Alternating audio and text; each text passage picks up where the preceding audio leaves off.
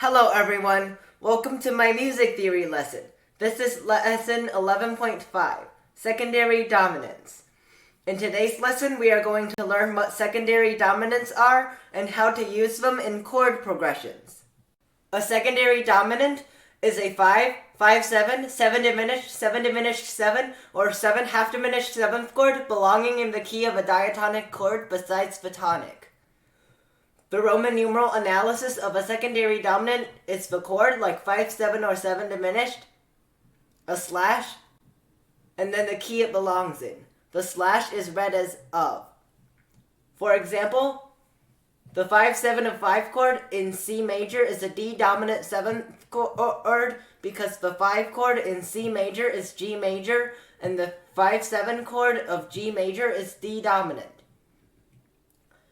The 7 diminished 7 of 3 chord in A flat major is a B fully diminished 7th chord because the 3 chord of A flat major is C minor and the 7 diminished 7 chord of C minor is B diminished 7th.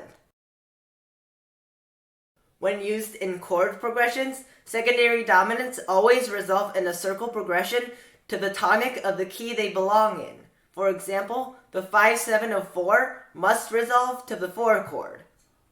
In terms of voice leading, secondary dominants resolve in the same way as a 5, 7, or 7 diminished 7 chord would resolve to 1.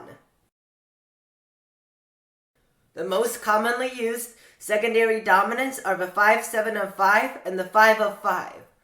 They are both predominant function chords. They are often used in the progression 4, 5 of 5, or 5, 7 of 5, 5 or 5, 7, and 1. Practice is the best way to learn what secondary dominants are and how they are used in progressions. Let's try it on the next slide. Write the 5, 7 of 5 chord in B minor. Correct answer shown. The 5, 7 of 5 chord in B minor is a C sharp dominant 7th chord because the 5 chord in B minor is F sharp major, and the 5, 7 chord in F sharp major is C sharp dominant. Properly resolve the 5, 7 of 5 chord in B minor. Sample answer shown. The 5, 7 of 5 must resolve to the 5 chord. The voice leading is correct because it is the same as a 5, 7 going to a 1 chord. The 7th of the chord, the B in the tenor, resolves a step downward.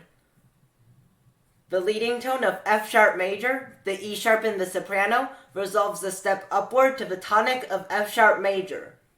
The bass can be determined from the Roman numerals to be C sharp, F sharp, and the remaining alto voice moves in a way that minimizes motion.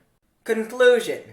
In this lesson, we learned what secondary dominants are, how to write the Roman numeral analysis for a secondary dominant, and how to resolve a secondary dominant.